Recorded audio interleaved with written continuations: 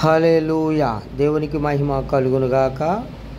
మీ అందరికీ నా హృదయపూర్వక వందనాలు.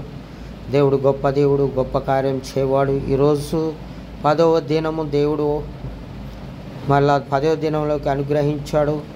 9 దినాలు సంపూర్ణంగా ఆయన యొక్క సన్నిధిలో 21 రోజు ప్రార్థనలో 9వ దినం ముగించి మరి 10వ దినానికి అనుగ్రహించినటువంటి దేవాది దేవునికి మహిమ కలుగునుగాక.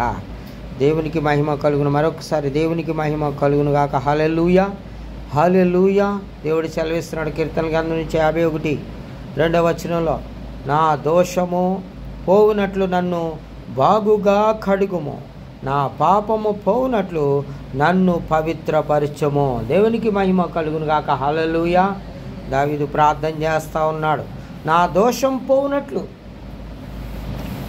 నన్ను బాగుగా కడుగుము, నా పాపము పోనట్లు నన్ను పవిత్రుని చెయ్యము. హల్లెలూయా. ప్రతి ఒక్కరూ కూడా దేవుడి సన్నిధిలో మోకరించి ప్రార్థించి దేవుణ్ణి పరిశుద్ధులుగా, డబ్బు కావాలి, ఆస్తి కావాలి, అంతస్తులు కావాలని ప్రతి ఒక్కరు కోరుకుంటారు. కానీ ఈ యొక్క కీర్తనకారుడు అంటున్నాడు, నన్ను పరిశుద్ధుని చెయ్యి, నన్ను పవిత్రుని చెయ్యి, నా పాపములన్నీ పోనట్లు నన్ను పవిత్రపరచు యేసయ్యా, నా దోషములు పోనట్లు నన్ను కడుగుము అని చెప్పేసి అక్కడ బతిమలాడుకున్నట్టుగా మనం చూస్తున్నాం.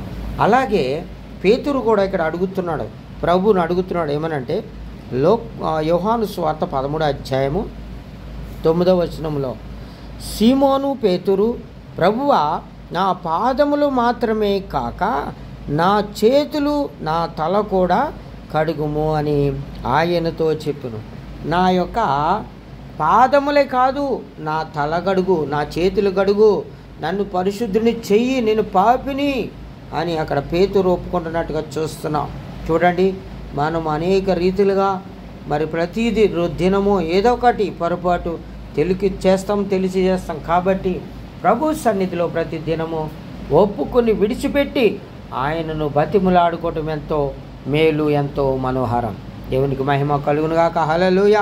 మరి ఈ వాక్యాలు మన జీవితంలో నెరవేర్చులాగా పవిత్రులుగా అవటానికి, పరిశుద్ధులుగా కావటానికి, పరిపూర్ణంగా ఉండటానికి ప్రభు పాదాలు పట్టుకుని అడుగుదాం.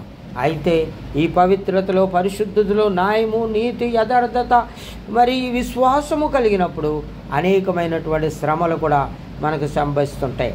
అటువంటి సమయంలో మనం దేవునికి విధేయత కలిగి మరి శ్రమలో కూడా మనం జయించేవారుగా ఉండాలి. ప్రభువుని మాటకు శ్రమలు రాకుండా ప్రార్థన చేయాలని ప్రభు మరి మాట్లాడుతున్నాడు. మరి ప్రతి ఒక్కరము కూడా ప్రార్థన చేయాలి. ఆ ప్రార్థన లేకపోతే ప్రతి బిడ్డలను కూడా దేవుడు దీవించి ఆశీర్వదించి. చిన్న ప్రార్థన చేసుకుందాం. మహాపరిశుద్ధుడు అయినటువంటి పరలోకమందున మా తండ్రి, ప్రభువా, నీకు స్తుతి స్తోత్రాలు. ప్రభువా, ఈ వాక్యము ద్వారా వారిని పరిశుద్ధపరిచినందుకు, వారి హృదయాలు మార్చినందుకు నీకు వందనాలు. వారి మీద నీ ఆత్మ కుమ్మరించినందుకు నీకు వందనాలు. ప్రభా, వారిని శక్తితో నింపినందుకు నీకు అయ్యా. ఏ శ్రమలో పడి వచ్చారో, ఏ కష్టంలో పడి శోధనలో ఉన్నారో, మంత్రపు కట్లతో, క్రియలతో, దెయ్యపు కట్లతో, సిక్కుల్లో, తాగుల్లో, అనేకమైన వ్యసనాల్లో, అయ్యా, గుట్కాలు, సిగరెట్లు, అనేకమైన వ్యసనాలు ప్రభా, రోడ్లు పాలైపోయారు, దిక్కులేని వారు అయిపోతున్నారు, అనాథలు అయిపోతున్నారు, అప్పులు పాలైపోతున్నారు, భార్య భర్తలు సముద్రం గొడవలు అయిపోతున్నాయి ప్రభా. అయ్యా, విడాకులు అంటున్నారు, కోర్టులు నాయన తండ్రి యేసయ్యా, అనేకమైన శోధనలు, ఇబ్బందులు ఉన్నారు ప్రభు. ప్రతి ఒక్కరి కాడి విరగొట్టబడాలా, వారి కుటుంబంలో ప్రతి శోధన పారిపోలేస్తున్నామంలో గద్దించబడును గాక, విడుదల వచ్చును గాక నాయన.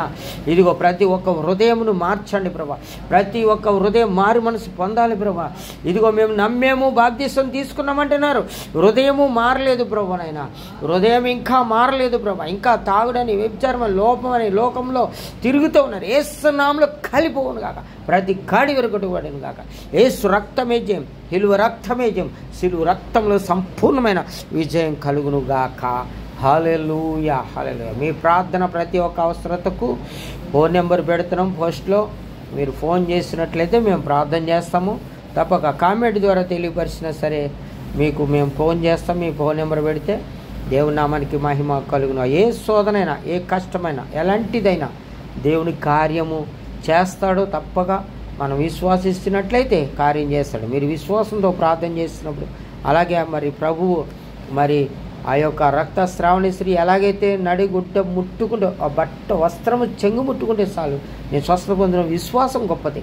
అలాంటి విశ్వాసం మీరు ఫోన్ చేయండి, మేము ప్రార్థన చేస్తాం, దేవుడు విడుదల ఇస్తాడు. దేవునికి మహిమ కలుగును గాక. హల్లెలూయా, హల్లెలూయా.